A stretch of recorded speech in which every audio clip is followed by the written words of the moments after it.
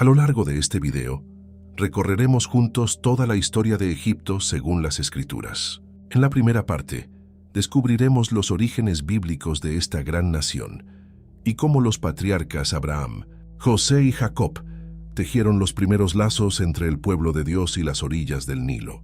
En la segunda parte, nos adentraremos en 400 años de esclavitud, en las plagas que sacudieron el trono del faraón y en la noche en que el mar se abrió para salvar a un pueblo entero.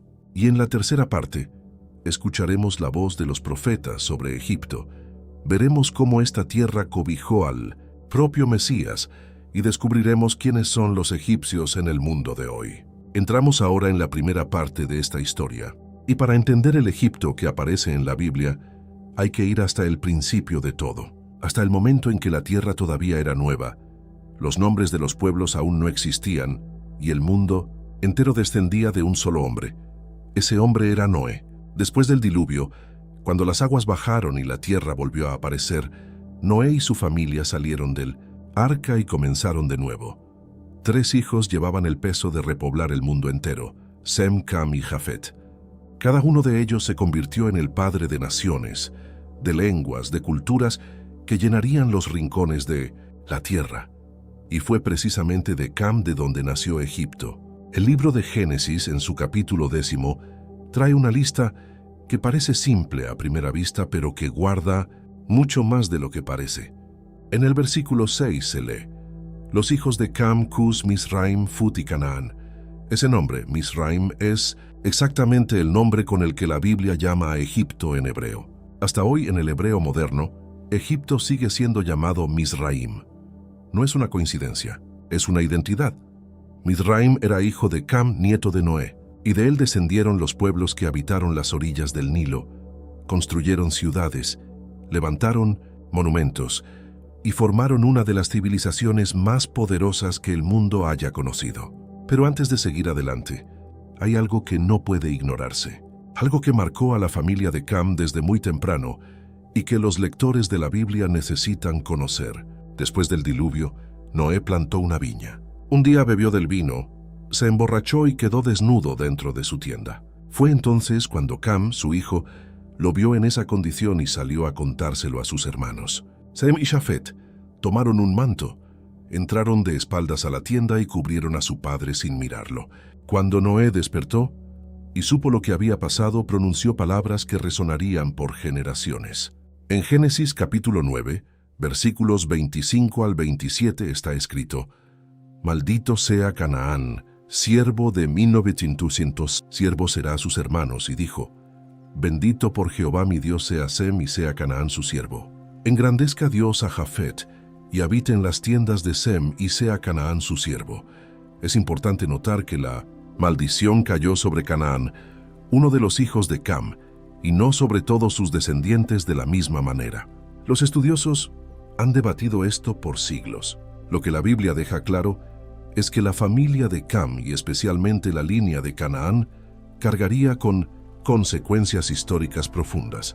Egipto, como descendiente de Cam a través de Misraim, nació dentro de esa historia, no con una maldición directa sobre él, pero sí dentro de una familia que ya había experimentado la gravedad de deshonrar lo sagrado. Y así, desde las primeras páginas del libro de los Orígenes, Egipto ya tiene nombre, ya tiene ancestros, ya tiene una historia que comenzó mucho antes de que apareciera cualquier faraón. El Salmo 105, en su versículo 27, llama a Egipto directamente como la tierra de Cam. No era solo una expresión geográfica, era un recordatorio de quién era ese pueblo, de dónde venía y cuál era su lugar dentro del gran relato que Dios estaba escribiendo en la historia humana. Egipto existía, tenía raíces, y pronto el pueblo escogido de Dios llegaría a sus puertas. Pasaron generaciones desde los días de Noé. El mundo se fue poblando, los reinos fueron creciendo. Y en medio de todo ese movimiento, Dios llamó a un hombre en la tierra de Ur de los Caldeos. Ese hombre se llamaba Abraham, y Dios le pidió algo que pocos estarían dispuestos a hacer: dejarlo todo y caminar hacia una tierra que aún no conocía. Abraham obedeció. Tomó a su esposa Sarai, a su sobrino Lot, a todos sus siervos y sus bienes y comenzó a caminar. Llegó a Canaán, la tierra que Dios le había prometido, y allí levantó altares y adoró al Señor. Pero entonces llegó el hambre. En Génesis capítulo 12, versículo 10, la Biblia lo cuenta sin rodeos.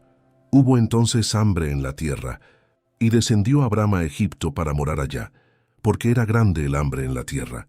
Esa fue la primera vez que el pueblo elegido de Dios se encontró con Egipto. No en guerra, no en gloria, sino por necesidad. El hambre empujó a Abram hacia el Nilo, y antes de entrar a Egipto, Abram tuvo una conversación con su esposa, que revela mucho sobre el mundo en el Minoretsim que vivían. Le dijo: «Ahora pues mira que sé que eres mujer hermosa de vista. Y cuando te vean los egipcios dirán: su mujer es y me matarán a mí y a ti te reservarán la vida. Ahora pues di que eres mi hermana, para que me vaya bien por causa tuya, y viva mi alma por amor de ti». Así está registrado en Génesis 12, versículos 11 al 13. Era un mundo donde el poder de un rey podía significar la muerte de un hombre y el rapto de su esposa. Abram conocía esa realidad y actuó en consecuencia. Sucedió exactamente como él lo temía. Los príncipes del faraón vieron a Sarai y la alabaron delante de él. Fue llevada a la casa del faraón, y a Abram le fue bien por su causa. Le dieron ovejas, bueyes, asnos, ciervos y camellos. Todo parecía ir bien en la superficie, pero Dios no estaba dormido. En Génesis 12, versículo 17, la Biblia dice: «Mas Jehová hirió a Faraón y a su casa con grandes plagas por causa de Sarai, mujer de Abram». El faraón no sabía que Sarai era la esposa de Abram. Cuando descubrió la verdad, llamó a Abram y le dijo con claridad lo que pensaba de él. Le preguntó por qué le había dicho que era su hermana y permitido que él la tomara como mujer. Y sin más explicaciones, le devolvió a Sarai y le ordenó que se fuera de Egipto. En Génesis 12, versículos 20 al 21, está registrado: «Y Faraón dio orden a su gente acerca de Abram, y le acompañaron y a su mujer con todo lo que tenía. Subió pues Abram de Egipto hacia el Negev, él y su mujer con todo lo que tenía, y con él Lot. Abram salió de Egipto con más de lo que entró, con riquezas, con ganado, con experiencia. Pero lo más importante es lo que este encuentro revela. Desde el principio Dios protegió a su siervo en 1900 es tierra extraña. Incluso cuando las decisiones de Abram no fueron perfectas, la mano de Dios estuvo sobre él. Ese primer encuentro entre el padre de la fe y la tierra del Nilo no fue el último. Egipto y el pueblo de Dios tenían todavía mucho camino por recorrer juntos. Pero este momento marcó algo. Egipto conoció a Abram, y a través de él, aunque sin saberlo, rozó la historia del Dios de Israel. Pasaron años. Abram se convirtió en Abraham. Tuvo un hijo llamado Isaac, e Isaac tuvo a Jacob. Y Jacob, el hombre que lucharía con Dios y recibiría el nombre de Israel, tuvo 12 hijos. De esos 12 hijos, nació algo que el mundo nunca olvidaría. Uno de esos hijos se llamaba José. José era el penúltimo de los hijos de Jacob, y su padre lo amaba más que a todos sus hermanos.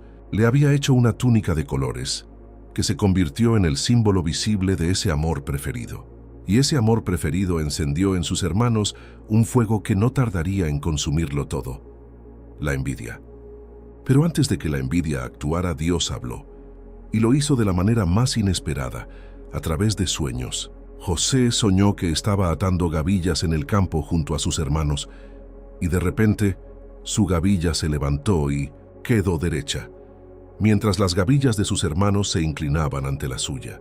Soñó también que el sol, la luna y 11 estrellas se postraban ante él. Cuando lo contó, sus hermanos lo odiaron aún más. Su padre lo reprendió, pero guardó el asunto en su mente.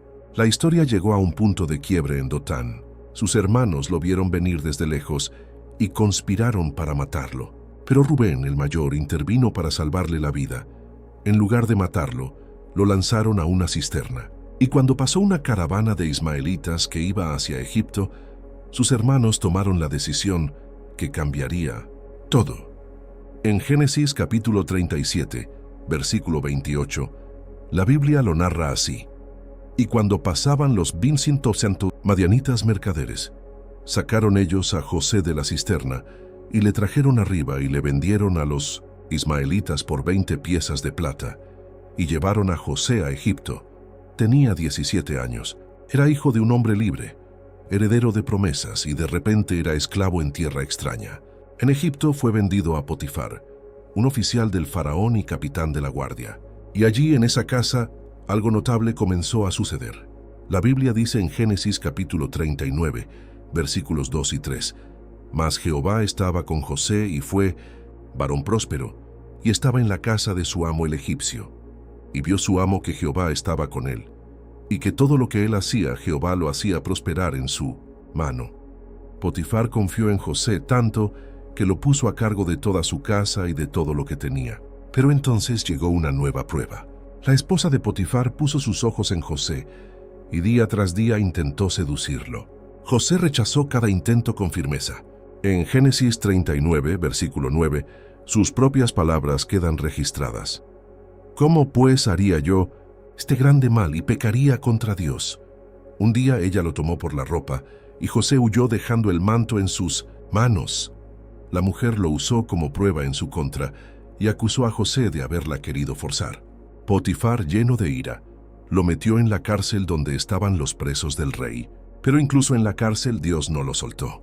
En Génesis capítulo 39, versículo 21 está escrito: «Pero Jehová estaba con José y le extendió su misericordia y le dio gracia en los ojos del jefe de la cárcel».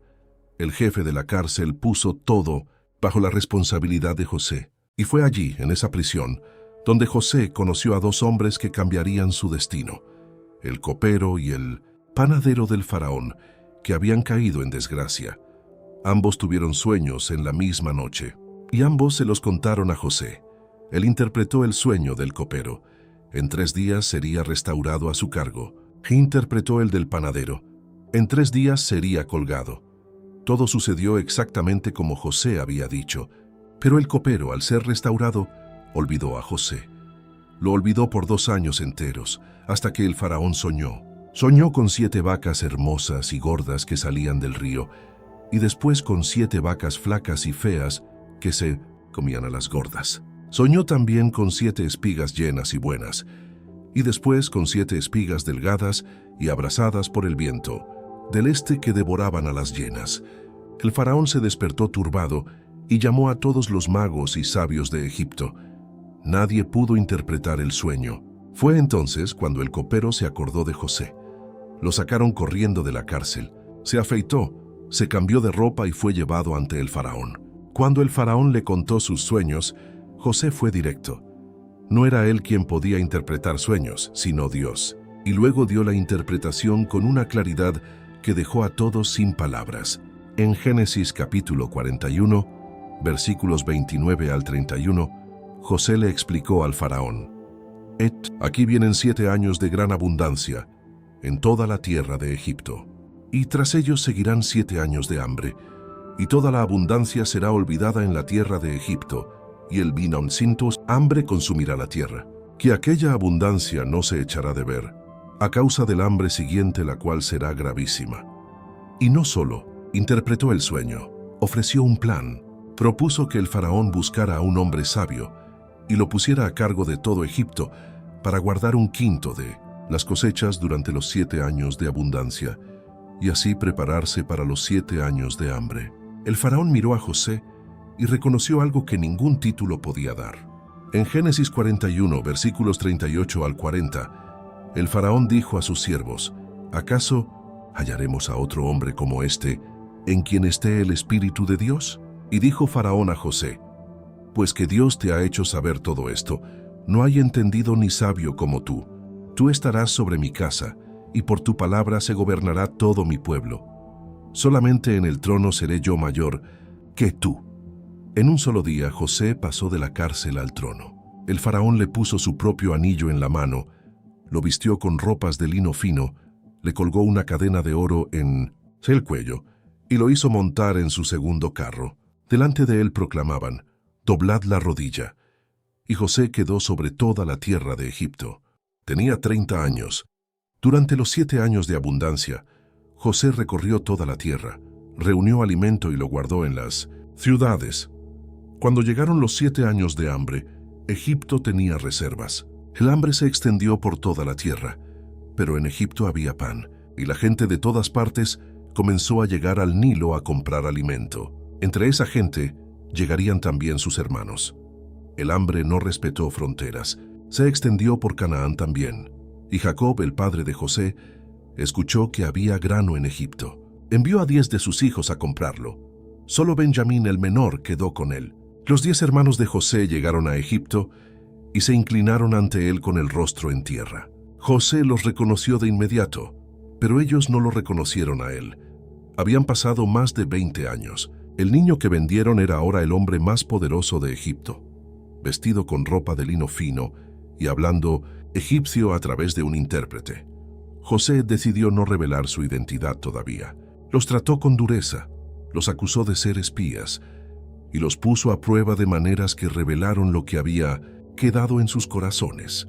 Cuando sus hermanos hablaron entre sí creyendo que José no los entendía, dijeron en Génesis 42, versículo 21, pero unos a otros se decían, verdaderamente hemos pecado contra nuestro hermano, pues vimos la angustia de su alma cuando nos rogaba y no le escuchamos. Por eso ha venido sobre nosotros esta angustia. José tuvo que darse vuelta para llorar. Las pruebas continuaron. Hubo viajes de ida y vuelta. Benjamín fue llevado a Egipto. Se puso una copa de plata en el saco de Benjamín para tenderles una trampa.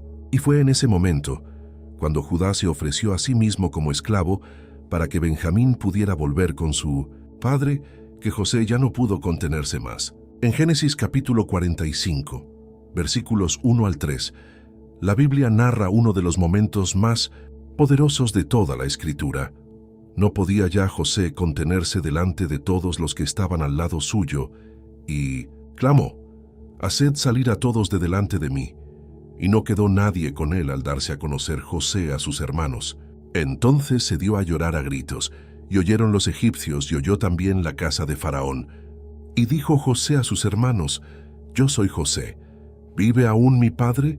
Y sus hermanos no pudieron responderle, porque estaban turbados delante de él.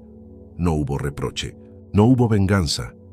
José los miró y les dijo algo que solo alguien que entendía el plan de Dios podría decir.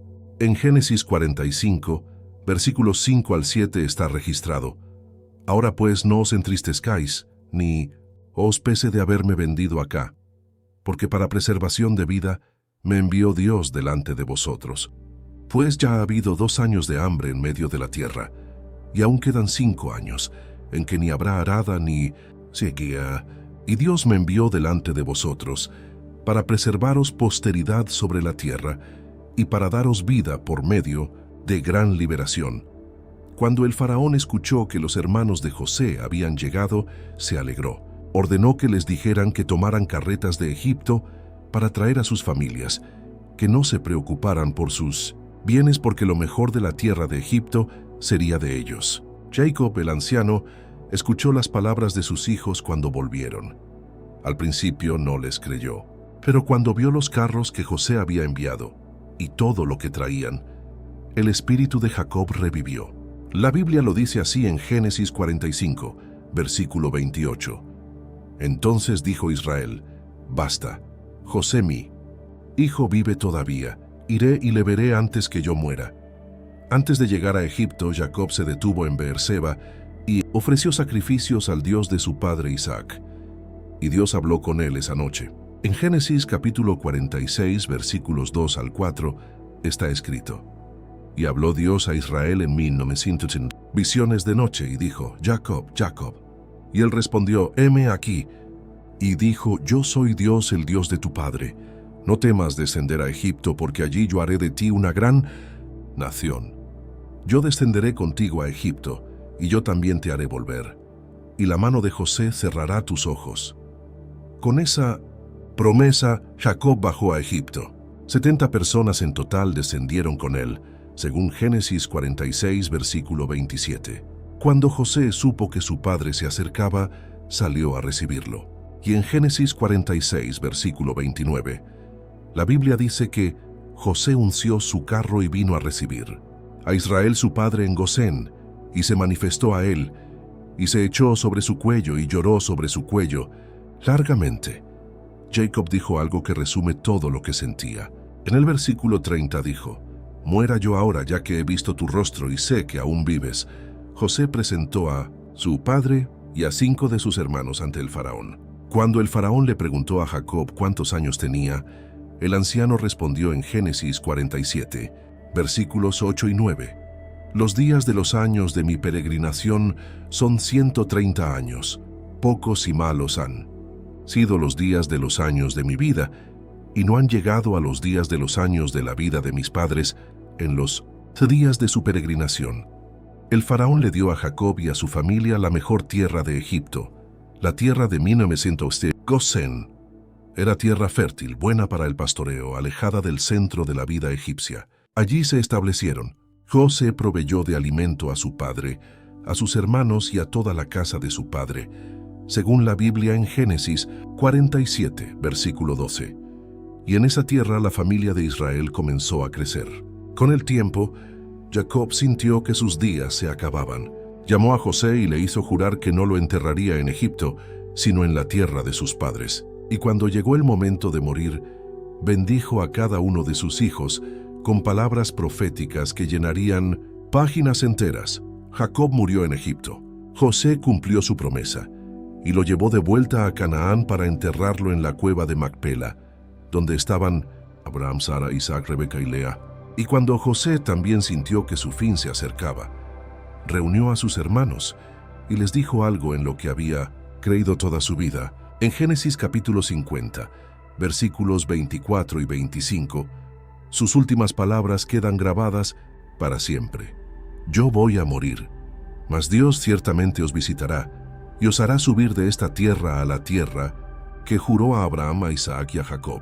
E hizo jurar José a los hijos de Israel diciendo, Dios ciertamente os visitará y llevaréis mis huesos de aquí. José murió a los 110 años. Lo embalsamaron y lo pusieron en un ataúd en Egipto. Pero Israel estaba en Egipto. 70 personas se habían convertido en una familia numerosa, con raíces en la tierra de Gosén. La promesa seguía viva. Y Egipto, sin saberlo, sostenía en su suelo la simiente de una nación que Dios mismo había prometido hacer grande. Ahora entramos en la segunda parte de esta historia. Y lo que viene a continuación es uno de los capítulos más oscuros y más poderosos de toda la Biblia. Israel estaba en Egipto. Lo que comenzó con 70 personas en la tierra de Gosén fue creciendo de una manera que nadie esperaba. Pasaron los años, pasaron las generaciones, y el pueblo de Israel no dejó de multiplicarse, pero algo cambió. En Éxodo capítulo 1, versículos 7 y 8, la Biblia lo dice con una claridad que corta. Y los hijos de Israel fructificaron y se multiplicaron, y fueron aumentados y fortalecidos en extremo, y se llenó de ellos la tierra. Entretanto, se levantó sobre Egipto un nuevo rey que no conocía a José. Ese rey nuevo lo miró todo con otros ojos. No vio una familia que había salvado a Egipto del hambre, vio una amenaza, vio un pueblo extranjero que crecía demasiado rápido, que era demasiado numeroso, que podía volverse peligroso. Y entonces tomó una decisión. En Éxodo 1, versículos 9 al 11, el faraón les dijo a su pueblo, He aquí el pueblo de los hijos de Israel es mayor y más fuerte que nosotros. Ahora pues seamos sabios para con él, para que no se multiplique. Y acontezca que viniendo guerra él, también se una a nuestros enemigos y pelee contra nosotros, y se vaya de la tierra. Entonces pusieron sobre ellos comisarios de tributos que los molestasen con sus cargas, y edificaron para Faraón las ciudades de almacenaje, Pitón y Ramesés. Israel pasó de ser pueblo invitado a pueblo esclavizado. De la noche a la mañana, los descendientes de Jacob fueron sometidos a trabajos forzados: barro, ladrillos, campos, construcciones. Todo el peso del imperio cayó sobre sus espaldas. Pero cuanto más los oprimían, más crecían. La Biblia lo dice en Éxodo 1, versículo 12. Pero cuanto más los oprimían, tanto más se multiplicaban y crecían, de manera que los egipcios temían a los hijos de Israel. El miedo del faraón creció junto con Israel. Y entonces escaló la crueldad. Llamó a las parteras hebreas, Sifra y Fua, y les dio una orden monstruosa. En Éxodo 1, versículos 15 y 16 les dijo, Cuando asistáis a las hebreas en sus partos y veáis el sexo del niño. Si es hijo, matadlo, y si es hija, entonces viva. Pero las parteras temían a Dios más que al faraón. No obedecieron la orden. Cuando el faraón las llamó a dar explicaciones, le dijeron que las mujeres hebreas eran más vigorosas que las egipcias y daban a luz antes de que llegaran. Dios recompensó a esas dos mujeres, y el pueblo siguió multiplicándose. El faraón entonces dio una orden pública, una orden que helaba la sangre. En Éxodo 1, versículo 22 está escrito: Entonces Faraón mandó a todo su pueblo diciendo: Echad al río a todo hijo que nazca, y a toda hija preservad la vida. El Nilo, que era fuente de vida para Egipto, iba a convertirse en tumba para los hijos de Israel. En ese contexto de muerte y esclavitud, Dios preparaba en silencio al hombre que lo cambiaría todo, y ese hombre todavía no había nacido. En medio de esa oscuridad nació un niño en la tribu de Leví. Su madre lo miró y vio que era hermoso. Lo escondió por 3 meses. Cuando ya no pudo ocultarlo más, tomó una canasta de juncos, la calafateó con asfalto y brea, puso al niño dentro y la colocó entre los juncos a la orilla del río Nilo. Su hermana se quedó de lejos para ver qué pasaría. Entonces bajó al río la hija del faraón, vio la canasta entre los juncos y mandó a su criada a buscarla. Cuando la abrió y vio al niño llorando, sintió compasión. Supo que era un niño hebreo, y fue en ese momento cuando la hermana del niño se acercó y le preguntó si quería que llamara a una nodriza hebrea para que criara al bebé. La hija del faraón dijo que sí. La hermana fue a buscar a la madre del niño. La propia madre del bebé fue contratada para criarlo por la hija del mismo hombre que había ordenado que todos los niños hebreos fueran lanzados al río. Y cuando el niño creció, fue llevado a la hija del faraón y ella lo adoptó como su propio hijo. En Éxodo capítulo 2, versículo 10, la Biblia registra el momento. Y cuando el niño creció, ella lo trajo a la hija de Faraón, la cual lo adoptó, y le puso por nombre Moisés, diciendo: porque de las aguas lo saqué. Moisés creció en el palacio. Fue educado en toda la sabiduría de los egipcios. Tenía poder, posición y futuro garantizado. Pero había algo en él que no pudo olvidar. ¿Quién era él en realidad? Un día salió y vio a sus hermanos trabajar bajo el yugo de la esclavitud. Vio a un egipcio golpeando a un hebreo. Miró a todos lados. Y cuando vio que no había nadie, mató al egipcio y lo enterró en la arena. Al día siguiente salió de nuevo y vio a 2 hebreos peleando entre sí. Intentó intervenir, y uno de ellos le respondió con una pregunta que le rompió el plan. ¿Quién te ha puesto a mí ti por príncipe y juez sobre nosotros? ¿Piensas matarme como mataste al egipcio? Así está registrado en Éxodo 2, versículo 14. El secreto había salido. Cuando el faraón lo supo, buscó matar a Moisés, y Moisés huyó. Dejó atrás el palacio, la riqueza, el poder, y cruzó el desierto hasta llegar a la tierra de Madián. Allí se sentó junto a un pozo. Allí conoció a las hijas de Jetro, el sacerdote de Madián. Las ayudó a sacar agua para sus rebaños cuando unos pastores las molestaron. Jetro las invitó a traer a ese hombre a su casa, y con el tiempo, Moisés se quedó a vivir con él. Se casó con su hija Séfora y tuvo un hijo al que llamó Gersón porque dijo: forastero soy en tierra ajena. Pasaron muchos años. El faraón que había conocido a Moisés murió, pero Israel seguía sufriendo en Egipto. En Éxodo 2, versículos 23 al 25, la Biblia lo cuenta así: aconteció que después de muchos días murió el rey de Egipto, y los hijos de Israel gemían a causa de la servidumbre y clamaron, y subió Andinodon Dios el clamor de ellos con motivo de su servidumbre. Y oyó Dios el gemido de ellos, y se acordó Dios de su pacto con Abraham, Isaac y Jacob. Y miró Dios a los hijos de Israel y los reconoció Dios. Dios escuchó, y entonces actuó. Moisés estaba pastoreando el rebaño de su suegro en el desierto cuando llegó al monte Horeb. Allí vio algo que nunca había visto: una zarza que ardía pero no se consumía.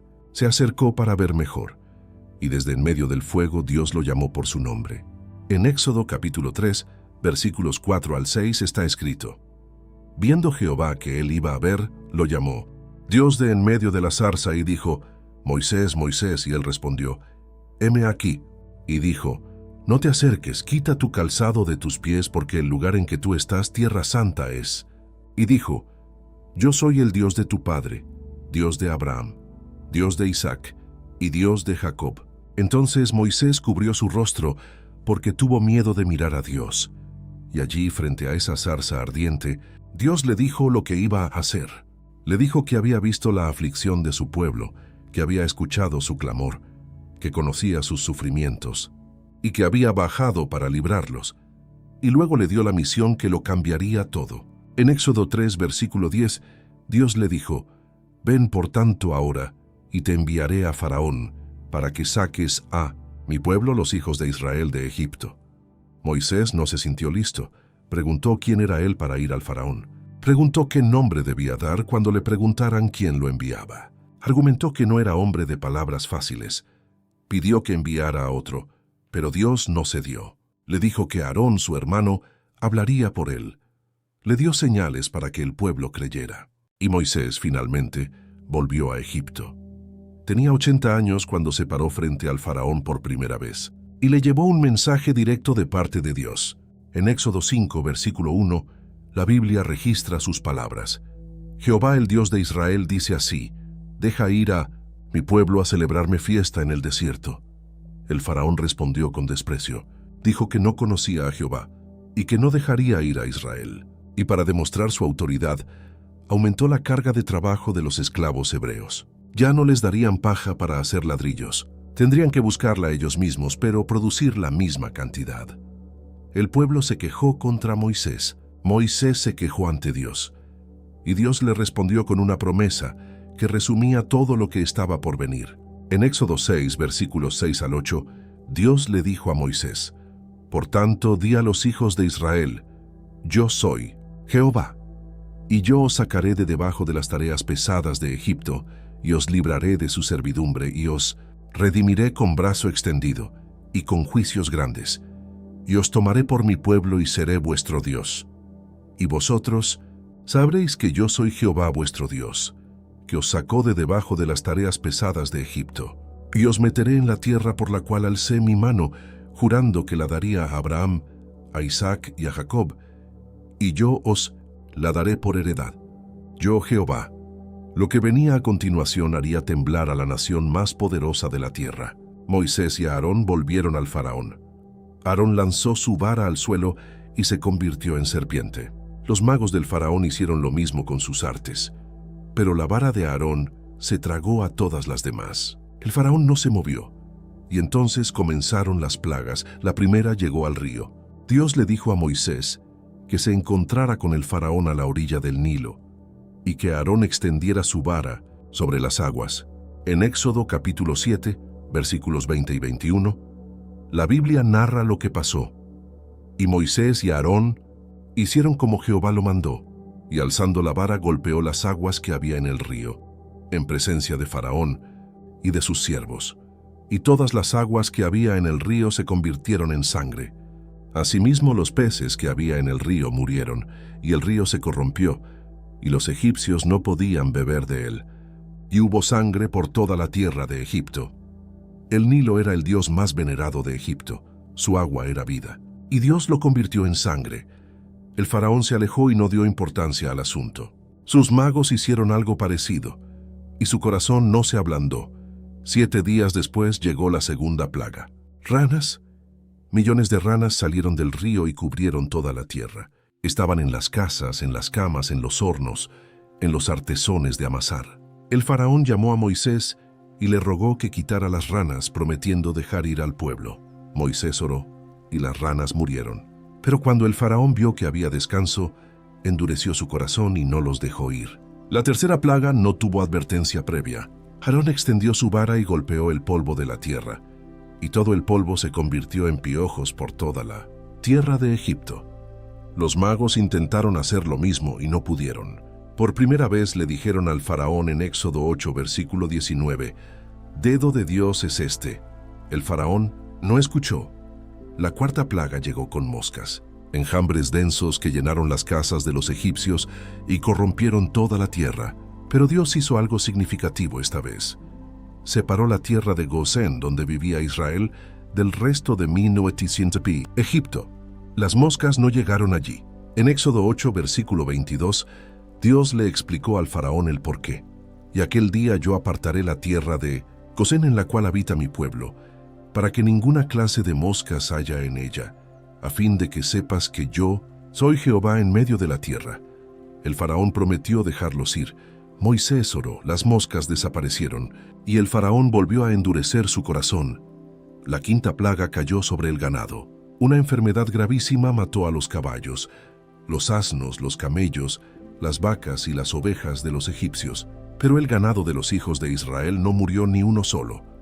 El faraón lo verificó personalmente, y aún así no cedió. La sexta plaga llegó de una manera distinta. Dios le dijo a Moisés que tomara puñados de ceniza de un horno y la lanzara al aire delante del faraón.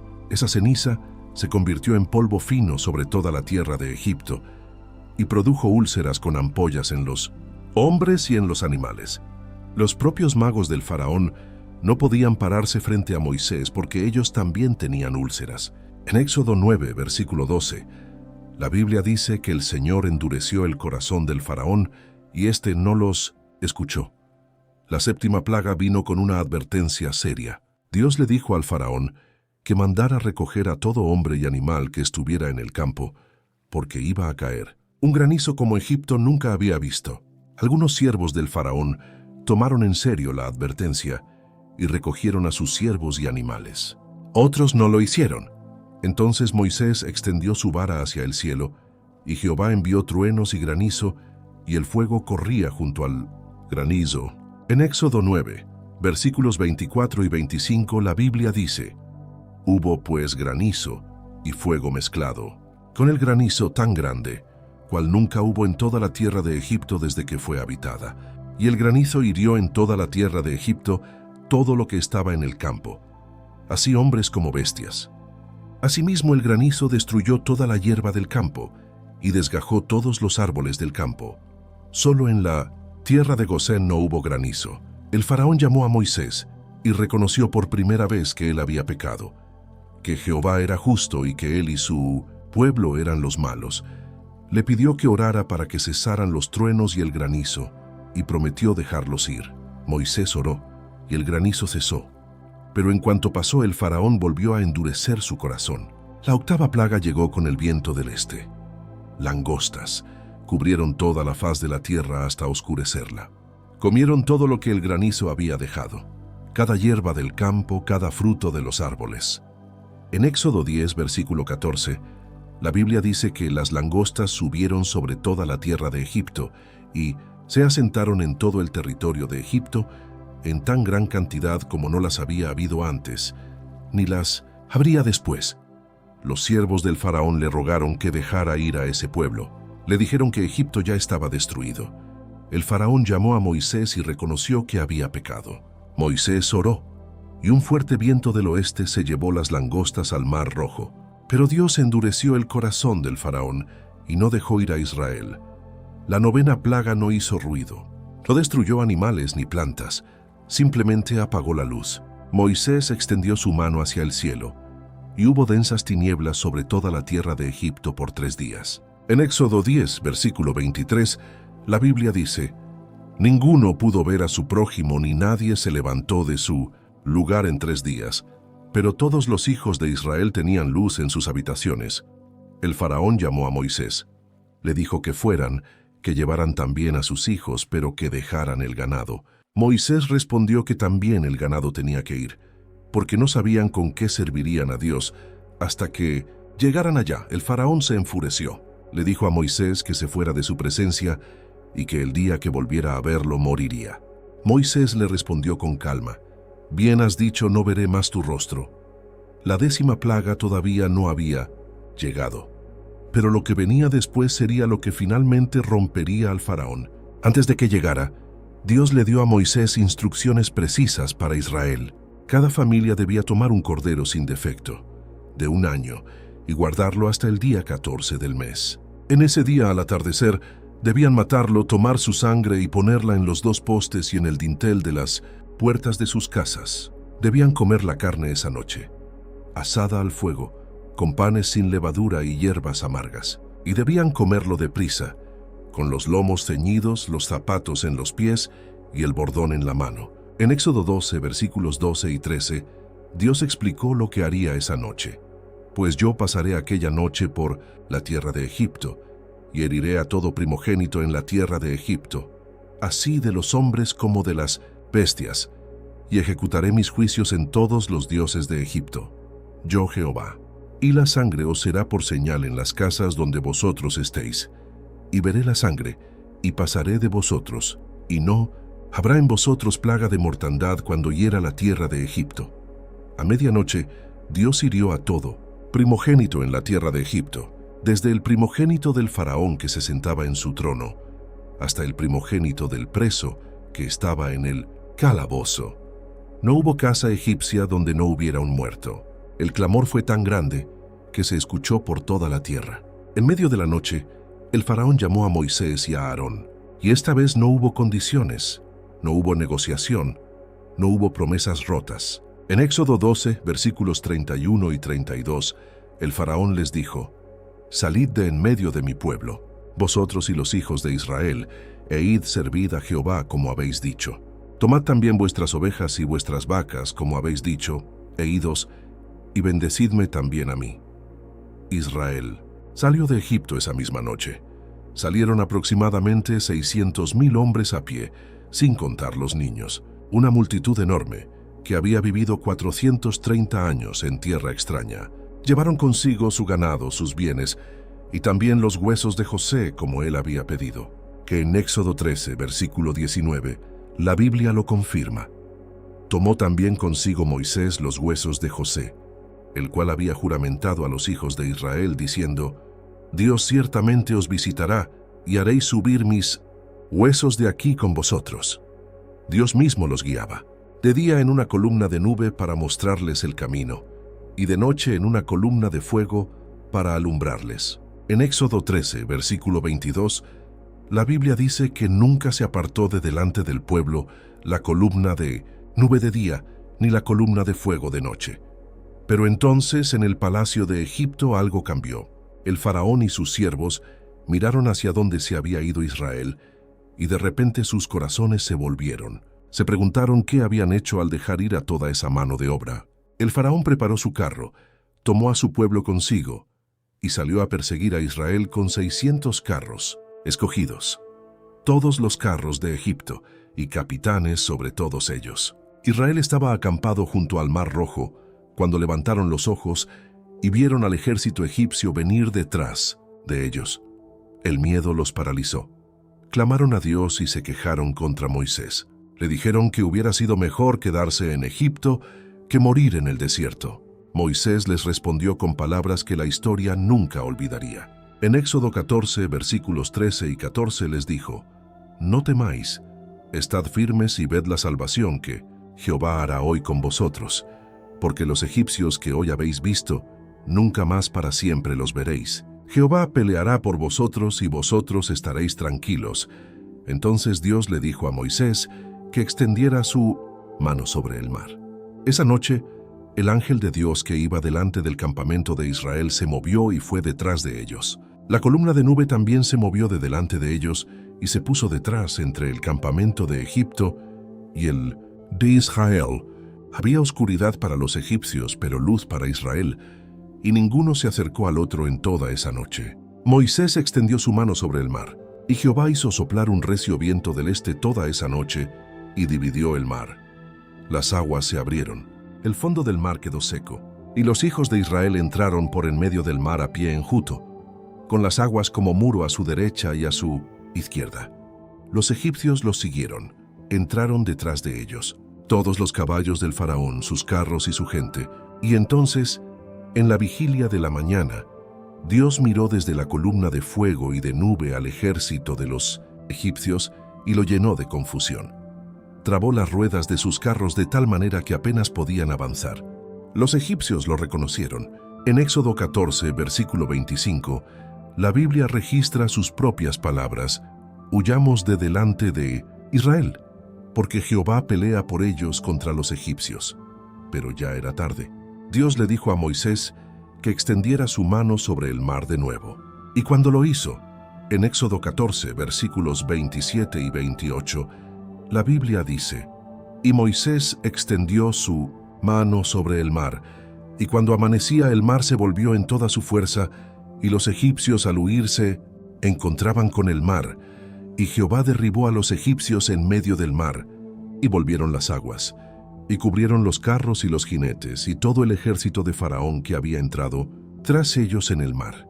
No quedó de ellos ni uno. Israel estaba de pie en la orilla, vivos, libres». En Éxodo 14, versículo 31, la Biblia cierra ese momento con una frase que lo dice todo: «Y vio Israel aquel grande hecho que Jehová ejecutó contra los egipcios. Y el pueblo temió a Jehová, y creyeron a Jehová y a Moisés su siervo». El ejército más poderoso de la tierra había desaparecido bajo las aguas del mar, y el pueblo de Dios, con los pies secos, miraba hacia el horizonte. Ahora entramos en la tercera y última parte de esta historia. Israel ya había salido de Egipto, ya tenía su tierra, sus reyes, su templo, pero Egipto no desapareció del relato bíblico. Siguió apareciendo una y otra vez, como una sombra que Israel no podía terminar de sacudirse. Pasaron siglos desde el Éxodo. Israel creció como nación, tuvo jueces, luego reyes, y fue precisamente en los días del rey más sabio que jamás existió cuando Egipto volvió a cruzarse en el camino de Israel, pero esta vez de una manera diferente. Salomón era rey. Su reino era próspero. Su fama había llegado a todos los rincones de la tierra, y su sabiduría no tenía comparación. Pero Salomón también tomó decisiones que la Biblia no deja pasar sin señalarlas. En Primero Reyes capítulo 3, versículo 1, la Biblia lo dice directamente: «Salomón hizo parentesco con Faraón, rey de Egipto, pues tomó la hija de Faraón y la trajo a la ciudad de David, entre tanto que acababa de edificar su casa, y la casa de Jehová y los muros de Jerusalén alrededor, una alianza por matrimonio». Salomón tomó a la hija del Faraón como esposa. Era una práctica común entre los reyes de aquella época para sellar paz con naciones vecinas. Pero para Israel era algo que Dios había advertido. La ley de Moisés había dejado claro que los reyes no debían multiplicar para sí caballos ni hacer volver al pueblo a Egipto, y que no debían tomar muchas mujeres para que su corazón no se desviara. Salomón hizo las tres cosas. El faraón de Egipto también le dio a su hija algo más que una alianza matrimonial. Le dio una ciudad. En 1 Reyes 9, versículos 16 y 17, la Biblia registra que el faraón había subido y tomado Gézer, la había quemado y matado a los cananeos que la habitaban, y luego la había dado como dote a su hija, la mujer de Salomón. Y Salomón reedificó Gézer. Era una relación conveniente en lo político, pero espiritualmente, Israel estaba abriendo una puerta que traería consecuencias. Con el tiempo, las muchas mujeres extranjeras de Salomón inclinaron su corazón hacia otros dioses. El hombre más sabio del mundo terminó construyendo lugares de culto para las divinidades de sus esposas, y Dios le anunció que el reino sería dividido después de su muerte. Entonces murió Salomón y su hijo Roboam subió al trono. Y fue exactamente en ese momento de debilidad, cuando el reino acababa de dividirse, cuando Egipto aprovechó la oportunidad. En 1 Reyes capítulo 14, versículos 25 y 26, la Biblia lo narra así: «Al quinto año del 700, rey Roboam, Sisac rey de Egipto, subió contra Jerusalén, y tomó los tesoros de la casa de Jehová, y los tesoros de la casa real, y lo saqueó todo. También se llevó todos los escudos de oro que Salomón había hecho». Sisac, conocido también como Sheshonqapinmil en los registros históricos egipcios, entró a Jerusalén y se llevó las riquezas que Salomón había acumulado durante décadas. Los escudos de oro que adornaban el palacio, los tesoros del templo, todo. Roboam reemplazó los escudos de oro con escudos de bronce, una señal visible de lo que había costado aquella dependencia de Egipto. Pero Israel no aprendió la lección. Décadas después, cuando el reino del norte enfrentó la amenaza de Asiria, sus líderes miraron hacia el sur, buscando ayuda. Miraron hacia Egipto. El profeta Isaías lo vio con claridad y habló. En Isaías capítulo 30, versículos 1 y 2, Dios le dijo: «Ay de los hijos que se apartan, dice Jehová, para tomar consejo y no de mí, para cobijarse con cubierta y no de mi espíritu añadiendo pecado a pecado, que se apartan para descender a Egipto, y no han preguntado de mi boca, para fortalecerse con la fortaleza de Faraón y poner su esperanza en la sombra de Egipto. Dios lo llamó directamente.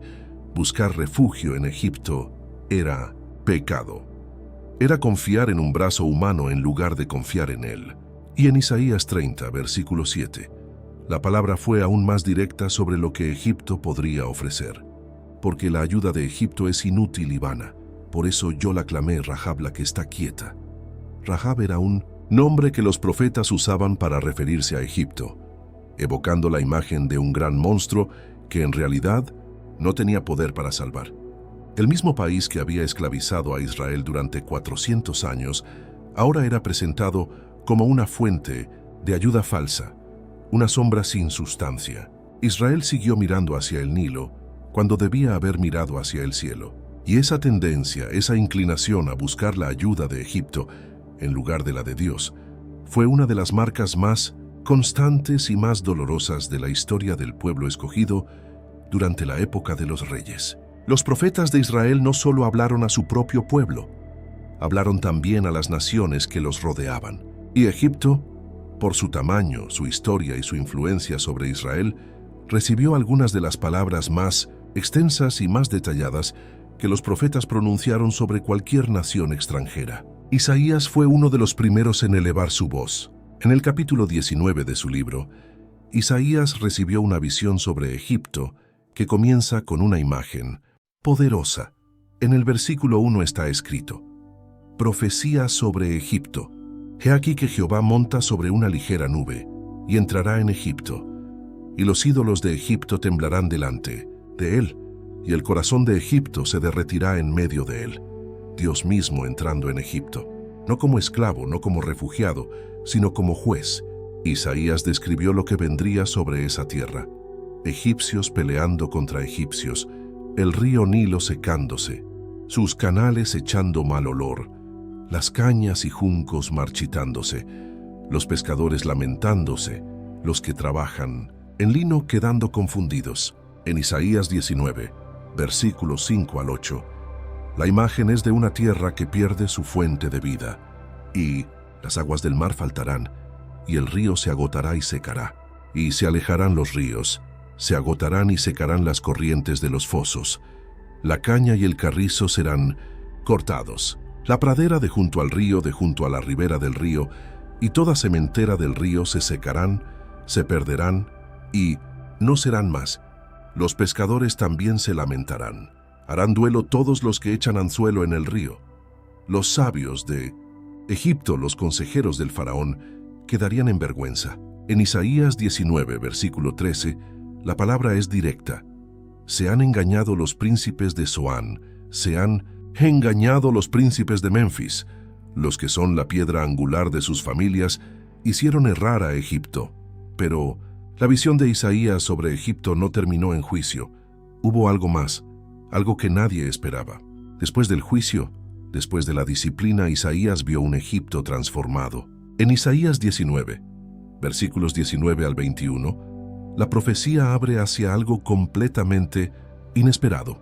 En aquel día habrá un altar para Jehová en medio de la tierra de Egipto, y un pilar para Jehová junto a su frontera, y será por señal y por testimonio a Jehová de los ejércitos en la tierra de Egipto, porque clamarán a Jehová entonces causa de sus opresores, y él les enviará salvador y príncipe que los libre. Y Jehová será conocido de Egipto, y los de Egipto conocerán a Jehová en aquel día.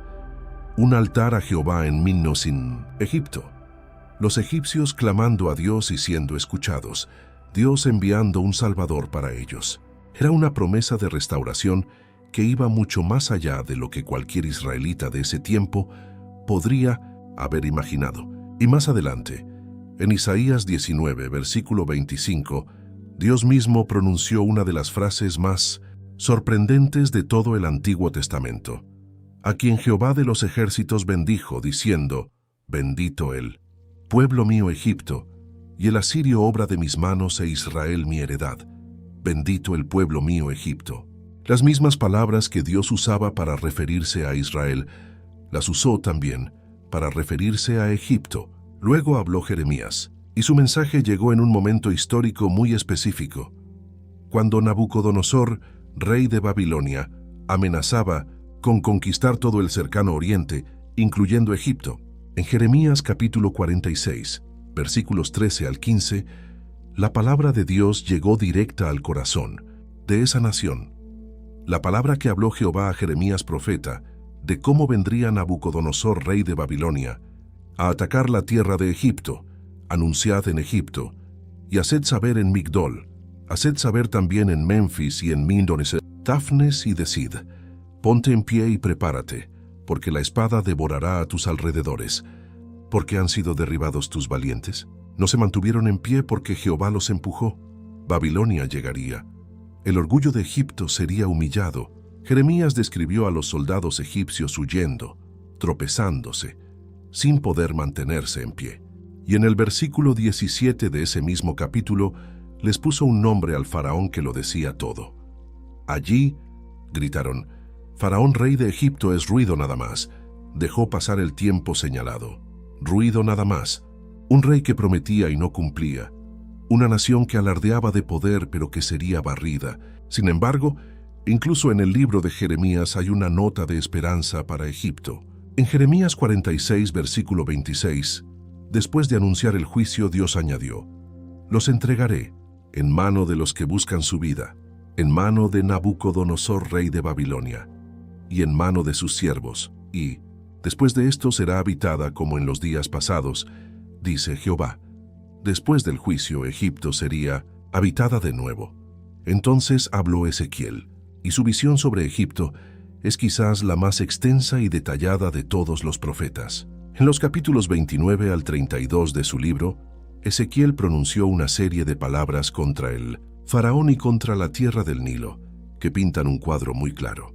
En Ezequiel capítulo 29, versículos 2 y 3, Dios le dijo al profeta que pusiera su rostro contra el faraón y hablara. Habla y di, así ha dicho Jehová el Señor, he aquí yo estoy contra ti, faraón rey de Egipto, el gran dragón que yace en medio de sus ríos, el cual dijo, mío es el Nilo, pues yo lo hice. El minimidomicinta, dragón que yace en el Nilo. Una imagen de orgullo absoluto. El faraón que se creía dueño del río que daba vida a toda la tierra, y Dios lo confrontó directamente por ese orgullo. Ezequiel anunció que Egipto sería desolada por 40 años, que sus habitantes serían esparcidos entre las naciones. En Ezequiel 29, versículos 12 y 13, Dios dijo, y pondré la tierra de Egipto en soledad entre las tierras asoladas, y sus ciudades entre las ciudades destruidas estarán desiertas por 40 años, y esparciré a Egipto entre las naciones, y los dispersaré por las tierras, mas así ha dicho Jehová el Señor. Al cabo de 40 años, recogeré a Egipto de entre los pueblos entre los cuales fueron esparcidos. Juicio y restauración.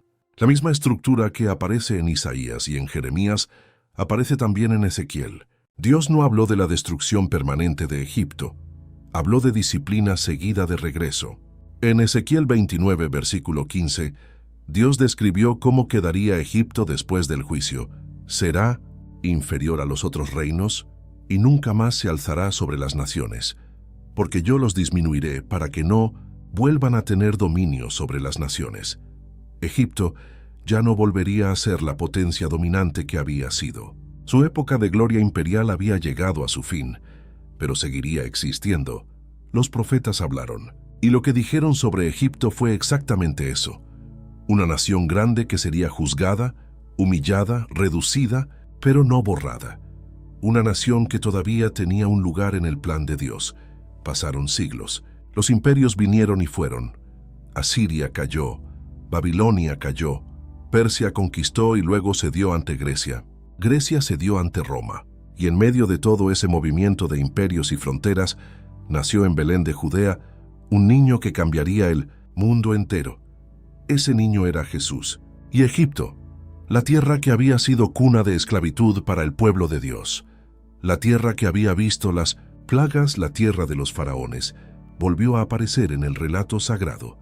Esta vez no como enemigo, esta vez como refugio. Todo comenzó cuando unos sabios del oriente llegaron a Jerusalén siguiendo una estrella. Entraron al palacio de Herodes y le preguntaron dónde había nacido el rey de los judíos. Herodes se turbó, y con él toda Jerusalén. Llamó a los sacerdotes y escribas, averiguó que el lugar señalado era Belén, y mandó en secreto a los sabios para que buscaran al niño y le avisaran. Los sabios encontraron a Jesús, lo adoraron y le ofrecieron oro, incienso y mirra. Pero Dios les advirtió en sueños que no volvieran donde Herodes, y regresaron a su tierra por otro camino. Entonces el ángel del Señor se apareció a José. En Mateo capítulo 2, versículos 13 y 14, la Biblia lo narra así. Después que ellos partieron, aquí un ángel del Señor apareció en sueños a José y dijo, levántate y toma al niño y a su madre y huye a Egipto, y permanece allá hasta que yo te diga, porque acontecerá que Herodes buscará al niño para matarle. Y él despertando tomó de noche al niño y a su madre, y se fue a Egipto. De noche, con urgencia, sin tiempo para preparativos elaborados, José tomó a María y al niño Jesús y cruzó el desierto hacia Egipto, el mismo desierto que Israel había cruzado en dirección contraria siglos antes. Herodes, cuando se dio cuenta de que los sabios no habían vuelto, se enfureció y tomó una decisión que recordaba tristemente a la del faraón en los días de Moisés. Mandó matar a todos los niños menores de 2 años en Belén y en todos sus alrededores. Pero Jesús ya no estaba allí, estaba en Egipto. La tierra que una vez había amenazado la vida de cada niño hebreo recién nacido, ahora protegía al Hijo de Dios. Era una inversión completamente inesperada de la historia. Mateo, al narrar esto, vio en ello el cumplimiento de una palabra profética.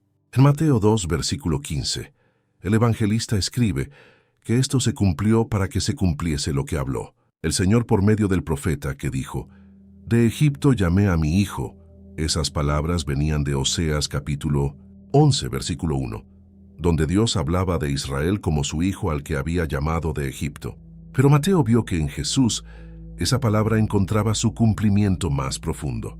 El verdadero Hijo de Dios había bajado a Egipto y sería llamado de vuelta.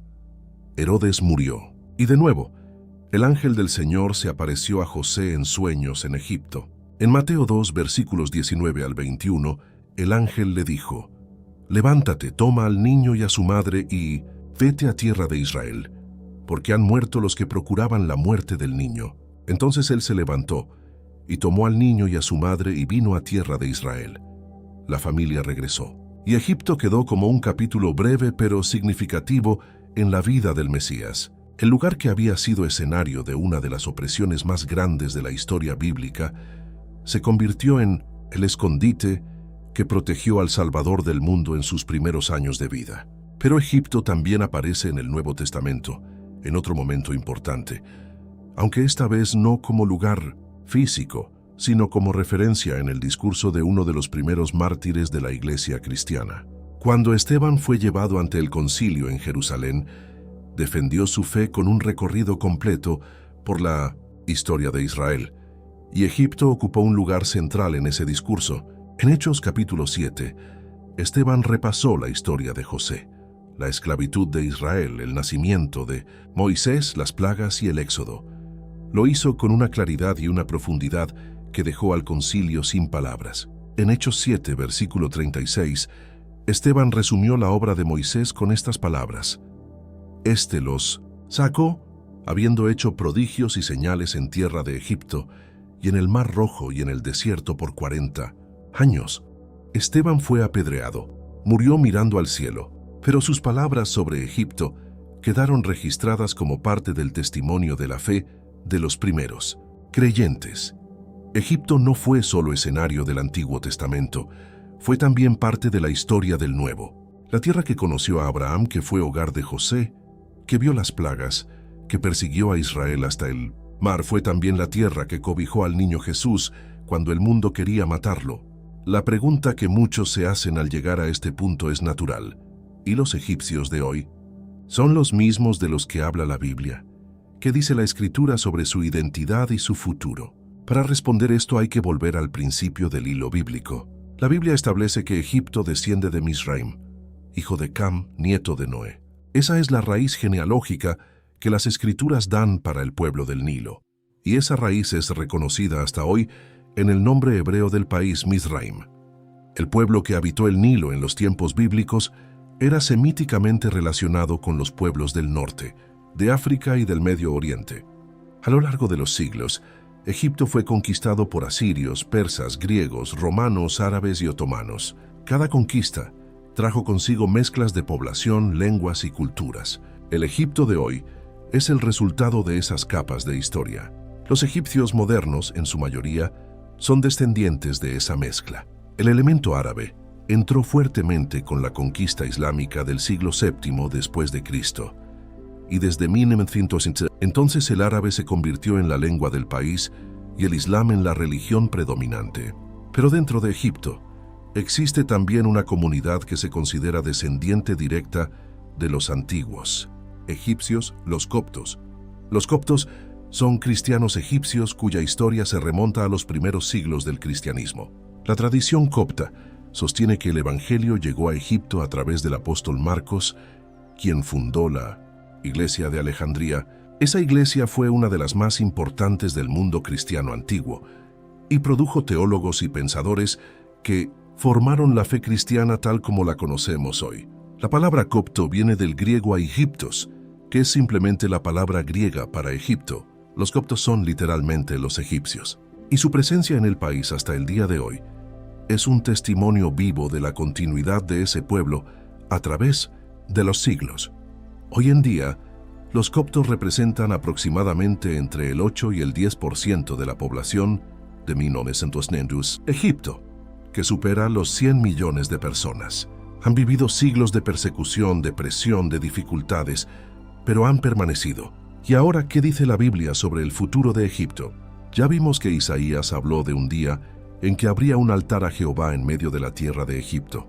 Ya vimos que Dios mismo dijo en Isaías 19, «Bendito el pueblo mío Egipto». Esas palabras no se cumplieron completamente en el Antiguo Testamento. Apuntan hacia algo que todavía está por venir. En Isaías 19, versículos 23 al 25, la visión profética termina con una imagen que une a tres naciones históricamente enemigas en una alianza que solo Dios podría crear.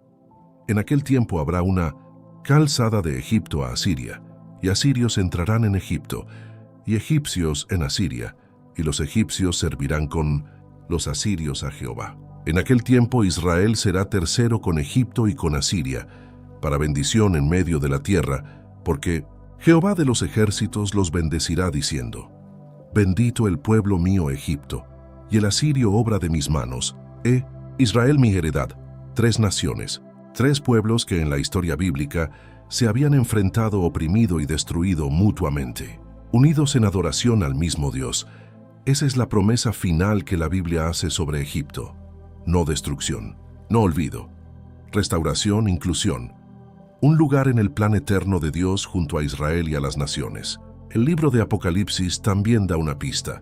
En Apocalipsis capítulo 7, versículos 9 y 10, el apóstol Juan vio una visión del trono de Dios rodeado de una multitud que nadie podía contar, de toda nación, tribu, pueblo y lengua, que clamaba con gran voz diciendo, «La salvación pertenece a nuestro Dios que está sentado en el trono y al Cordero». Toda nación, toda lengua, todo pueblo. Egipto estaba incluido en esa visión. La historia de Egipto en la Biblia es larga, compleja y llena de tensiones. Fue cuna de esclavitud y también refugio de patriarcas. Fue el escenario de las plagas más devastadoras y también la tierra que protegió al niño Jesús. Fue juzgada por los profetas y también prometida en restauración. Y los egipcios de hoy, sean coptos que llevan siglos adorando a Cristo en el Nilo, o cualquier egipcio que en algún momento dobla su rodilla ante el Dios de la Biblia, tienen en las páginas de la Escritura una identidad, una historia y una promesa que ningún conquista humana ha podido borrar. Y así llegamos al final de esta historia, desde los días de Noé hasta las profecías de Isaías, desde José en el palacio del faraón hasta el niño Jesús cruzando el desierto. Egipto estuvo presente en cada etapa del gran relato de Dios con la humanidad, no como personaje secundario, sino como parte esencial de una historia que sigue escribiéndose hasta hoy. Si este video te hizo ver la Biblia con otros ojos, compártelo con alguien que también necesite escuchar esto. Y si aún no estás suscrito al canal, este es el momento. Hay muchas más historias como esta esperando ser contadas.